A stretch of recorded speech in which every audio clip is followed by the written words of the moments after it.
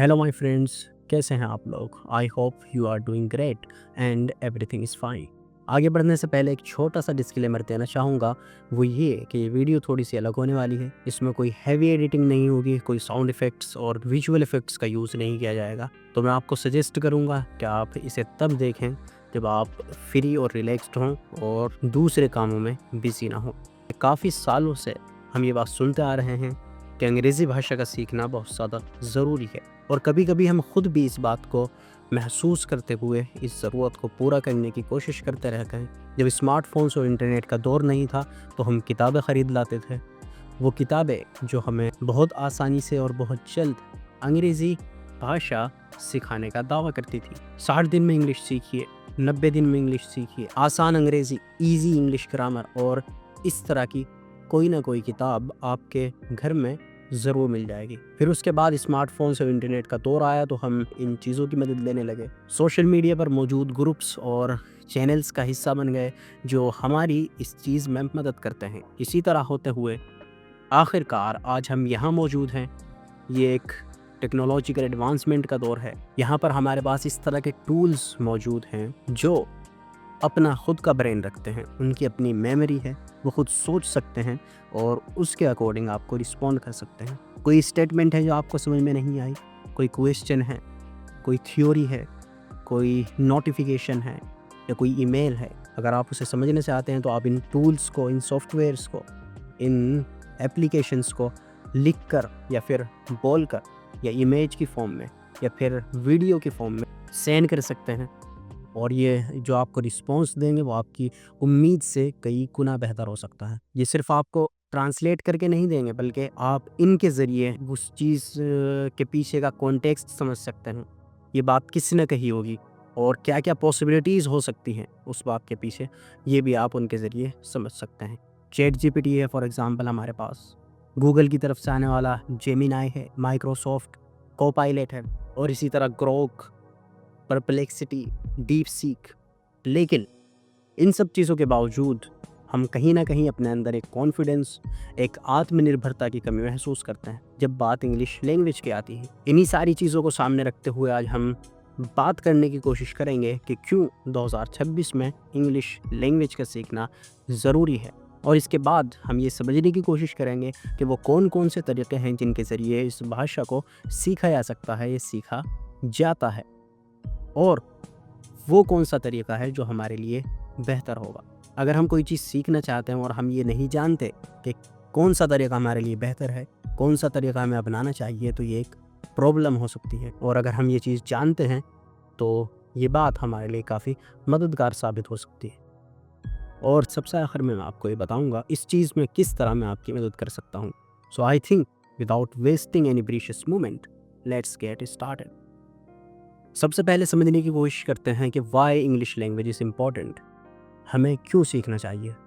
तो अगर आसान भाषा में कहा जाए तो इसका जवाब है कि इट इज़ एवरीवेयर।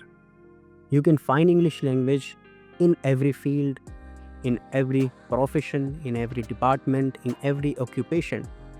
आप किसी भी ऑक्यूपेशन, किसी भी प्रोफेशन का हिस्सा हैं, किसी भी डिपार्टमेंट का हिस्सा हैं, चाहे वो मेडिकल हो, लॉ एंड ऑर्डर की फील्ड में आप हैं, या फिर टूरिज़्म, एंटरटेनमेंट, एकेडमिक और टीचिंग या लर्निंग की फील्ड से आप ताल्लुक़ रखते हैं, ये भाषा आपको हर जगह खड़ी मिलेगी। अगर आप इस भाषा को, इस लैंग्वेज को, इस ज़बान को समझते हैं तो ये आपके लिए मददगार साबित होती है, और अगर आप नहीं समझते तो ये एक परेशानी का सबब बन सकती है। और अगर आप उन लोगों में से हैं जिन्हें इस दुनिया से कोई लगाव नहीं है, वो सब कुछ छोड़कर मोक्ष की प्राप्ति करना चाहता है, वो कुछ मीनिंग की तलाश में है, तो मेरा ख़्याल है कि वहाँ पर भी आपको इस भाषा की ज़रूरत पड़ेगी। क्या आपने नहीं देखा कि आजकल रिलीजियस डिबेट्स में भी ऑब्जेक्टिव मोरालिटी, कंटिजेंसी और इन्फिनिट रिग्रेशन जैसे वर्ड्स सुनने को मिलते हैं, ऑब्वियसली इंग्लिश के ही वर्ड्स से। तो अगर आप आस्था, धर्म, अधर्म, आस्तिकता, नास्तिकता, थीज़म, अथीज़म, इस तरह के टॉपिक्स में रुचि रखते हैं, तो वहाँ भी आपको इंग्लिश लैंग्वेज मददगार साबित हो सकती है। लेकिन इन सब चीज़ों से बढ़कर एक चीज़ है जो मैं ऐड करना चाहूँगा, वो ये है कि इसकी ज़रूरत इतनी ज़्यादा बढ़ चुकी है कि अब ये फंडामेंटल राइट के दर्जे तक पहुँच चुकी है। फंडामेंटल राइट यानी कि आपके मौलिक अधिकार, आपका वो हक जो आपको मिलना ही चाहिए, चाहे वो बाय चॉइस हो या फिर बाय चांस हो। जैसे कि राइट टू फ्रीडम, आज़ादी एक हमारा हक है। इसी तरह राइट टू एजुकेशन, बराबरी का हक मिलना और आपके साथ कोई भेदभाव ना हो, ये आपका हक है अगर आप इस देश के सिटीज़न हैं।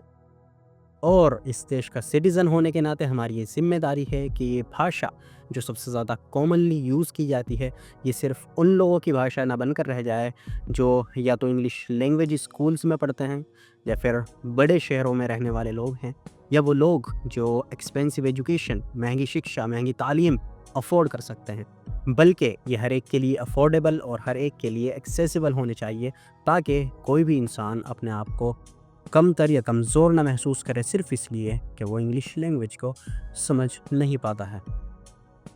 इसीलिए मैंने कहा कि English language is fundamental right and it should be accessible to all. चलिए तो आगे बढ़ते हैं और समझने की कोशिश करते हैं उन तरीक़ों को जिनके ज़रिए इंग्लिश लैंग्वेज को सीखा जाता है, सीखा जा सकता है। तो जहाँ तक मैं जानता हूँ और जहाँ तक मेरा ख़्याल है, उनमें सबसे पहला तरीक़ा जो कि सबसे ज़्यादा मशहूर है और सबसे ज़्यादा कॉमनली यूज़्ड होता है, वो है कि हम किसी स्कूल में, किसी कॉलेज में या फिर किसी इंस्टीट्यूट में एडमिशन ले लें। वहाँ पर हमें सर्टिफाइड टीचर्स देखने को मिलते हैं, सिस्टमेटिक लर्निंग होती है, एक सिलेबस होता है। मोस्ट इम्पॉर्टेंटली एक इन एजुकेशनल इन्वायरमेंट होता है, जिसे हम आम भाषा में कहें तो पढ़ाई का माहौल वहाँ पर होता है। लेकिन इसमें कमी थोड़ी सी ये रह जाती है कि इंग्लिश लैंग्वेज को रियल लाइफ के बेसिस पर नहीं सिखाया जाता, बल्कि इंग्लिश लैंग्वेज को एज अ सब्जेक्ट सिखाया जाता है, जो फोकस करता है इस चीज़ पर कि आप ज़्यादा से ज़्यादा मार्क्स, ज़्यादा से ज़्यादा नंबर आप कैसे एक्वायर कर सकें एग्ज़ाम के अंदर। और ये बेहतर और बेस्ट भी उन लोगों के लिए ही है जो फुल टाइम स्टूडेंट्स हैं, जिनका काम पढ़ना लिखना है और वो इस उम्र में हैं। तो फिर वो लोग जो फुल टाइम स्टूडेंट्स नहीं हैं, उनके लिए क्या तरीक़ा है? तो उनके लिए कोचिंग सेंटर्स और स्पीकिंग इंस्टीट्यूशंस ओपन होते हैं। अगर आप चाहें तो वहाँ ज्वाइन हो सकते हैं। वहाँ के सबसे बड़ा फ़ायदा ये है कि वहाँ पर आपको इंग्लिश लैंग्वेज को एज अ लैंग्वेज सिखाया जाता है, ना कि एज अ सब्जेक्ट। अगर आप इन इंस्टीट्यूशंस और इन कोचिंग सेंटर्स का रुख करते हैं, उन्हें ज्वाइन करते हैं, तो वहाँ पर बहुत ज़्यादा हेवी ग्रामर आपको नहीं बताई जाती और स्पीकिंग पे फोकस किया जाता है। पहले ही दिन से आपको इस चीज़ के लिए मोटिवेट किया जाएगा, इस चीज़ पर जोर दिया जाएगा कि आप इंग्लिश लैंग्वेज बोलें, इंग्लिश के वर्ड्स का इस्तेमाल करें, इंग्लिश के सेंटेंसेस का इस्तेमाल करें, और आपको एक्सरसाइजेस दी जाएंगी, प्रैक्टिसेस आपसे कराई जाएंगी, अलग अलग सिचुएशंस आपको बताई जाएंगी, कैसे सवाल करना है और किस तरह जवाब देना है। तो इसके ज़रिए आप इंग्लिश सेंटेंसेस को बोलना सीख जाते हैं, इंग्लिश जुमलों को बोलना सीख जाते हैं। नहीं, उन जुमले की बात नहीं कर रहा हूँ जो हमारे प्रधानमंत्री मोदी जी बोलते हैं, लेकिन मेरा ख़्याल ये है कि ये भी सब लोगों के लिए नहीं है। ये उन लोगों के लिए ज़्यादा बेहतर होता है जो इंग्लिश लैंग्वेज को लेकर एक अंडरस्टैंडिंग डिवेलप कर चुके हैं। वो अगर चाहें तो इंग्लिश बोल सकते हैं, इंग्लिश को अच्छी तरह समझ सकते हैं। बस कमी ये है कि उनको इन्वायरमेंट नहीं मिल पा रहा। वो चाहते हैं कि हमारे पास कुछ इस तरह के लोग हों जिनके साथ हम बोल सकें, जिनके साथ हम प्रैक्टिस कर सकें। तो सबसे बेहतर और आइडियल सिचुएशन उन लोगों के लिए ही है। वरना अगर आप एक अंडरस्टैंडिंग आपकी नहीं है और आप नहीं जानते तो आप ज्वाइन हो सकते हैं, लेकिन बेहतर उन लोगों के लिए है जो एक अंडरस्टैंडिंग इंग्लिश को लेकर रखते हैं। वरना फिर ऐसा होता है कि जो एक्सरसाइजेज और जो सिचुएशंस आपको वहाँ पर प्रैक्टिस कराई जाएंगी, आप उनमें तो बहुत अच्छे हो जाएंगे, बहुत बेहतर हो जाएंगे, लेकिन जैसे ही उन सिचुएशंस, उन एक्सरसाइज के बाहर आपके सामने कोई सिचुएशन पेश आएगी, कोई सवाल होगा, तो वहाँ पर आपको बहुत ज़्यादा मुश्किलों का सामना कर सकता है। इन दोनों तरीक़ों के अलावा जो तीसरा तरीक़ा मुझे लगता है वो है सेल्फ़ लर्निंग का। सेल्फ़ लर्निंग यानी कि आप ख़ुद अपनी ज़िम्मेदारी से कोई किताब पढ़ते हुए या यूट्यूब पर कोई लेक्चर देखकर आप उसकी प्रैक्टिस करते हैं।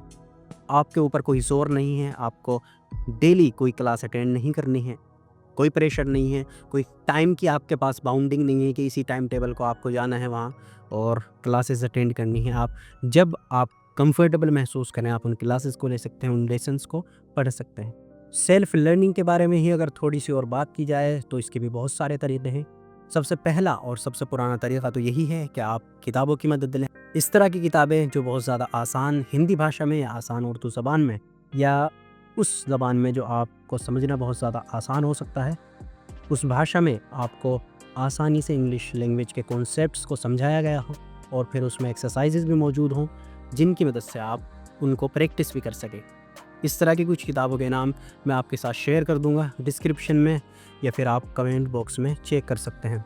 आप चाहें तो उन्हें परचेज़ कर लें, और अगर आप परचेज़ नहीं करना चाहते तो आप डाउनलोड भी कर सकते हैं। मैं कोशिश करूँगा कि इस तरह की कुछ वेबसाइट्स मुझे मिल जाएँ, जहाँ पर उनके पीडीएफ्स को डाउनलोड करने के लिंक्स अवेलेबल हों। इसके अलावा एक सीरीज़ फ़िलहाल मेरे ज़हन में आ रही है, वो कैम्ब्रिज यूनिवर्सिटी की तरफ से आने वाली सीरीज़ है, जिसमें 3 किताबें हैं। सबसे पहली किताब है एसेंशियल इंग्लिश ग्रामर, दूसरी है इंटरमीडिएट इंग्लिश ग्रामर, और फिर लास्ट में है एडवांस्ड इंग्लिश ग्रामर। इसको लिखने वाले हैं रेमंड मर्फी। एक उनमें से मेरे पास एक किताब मौजूद है उस सीरीज़ में से, इसका नाम है एसेंशियल इंग्लिश ग्रामर। ये काफ़ी आसान भाषा में और बहुत इंटरेस्टिंग तरीके से आपको कोशिश करती है कॉन्सेप्ट्स को सिखाने की, और फिर ये भी कोशिश करती है कि आप उनकी एक्सरसाइजेज़ भी करते रहें। किताबों के बाद सेल्फ़ लर्निंग का जो दूसरा तरीका आता है, वो किताबों से भी ज़्यादा इस्तेमाल किया जाता है, और वो है यूट्यूब। यूट्यूब पर सैकड़ों और हज़ारों की तादाद में इस तरह की वीडियोज़ मौजूद हैं, इस तरह के चैनल्स मौजूद हैं, जो आपको आसानी से और बहुत इंटरेस्टिंग तरीके से इंग्लिश के कॉन्सेप्ट्स को समझाते हैं और उन्हें सिखाने की कोशिश करते हैं। एक मेरा फेवरेट चैनल है, अगर आप बेसिक अंडरस्टैंडिंग चाहते हैं, ख़ास तौर से ग्रामर से अगर आपको डर लगता है, तो एक चैनल है डियर सर के नाम से चैनल है। उसकी 2 प्लेलिस्ट अगर आप अच्छी तरह देख लेते हैं नोटबुक और पेन के साथ, तो मेरा ख़्याल है कि आपको अंग्रेज़ी भाषा को लेकर काफ़ी समझ हो जाएगी। आप सर्च कीजिए पार्ट्स ऑफ स्पीच, तो वहाँ पर आपको एक प्लेलिस्ट मिल जाएगी, और दूसरी वीडियो है टेंस की वीडियो, जो मेरा ख़्याल है कि शायद 5 या 6 घंटे की वीडियो है, लेकिन अगर आप उसे थोड़ा-थोड़ा करके कंप्लीट कर लेते हैं समझते हुए, तो वो बहुत ज़्यादा कामयाब साबित हो सकती है। लेकिन अगर आप सिंपली स्पीकिंग पे फ़ोकस करना चाहते हैं, तो एक चैनल है फ्लुएंटा इंस्टीट्यूट बाय दीपक। ये आपको ग्रामर सिखाने में टाइम वेस्ट नहीं करते हैं, ये सीधा आपको बोलना शुरू करवा देते हैं, और बिलीव मी, अगर आपको इनका स्टाइल और इनका तरीका पसंद आ गया, तो आप पर्सनली मुझे थैंक यू कहेंगे।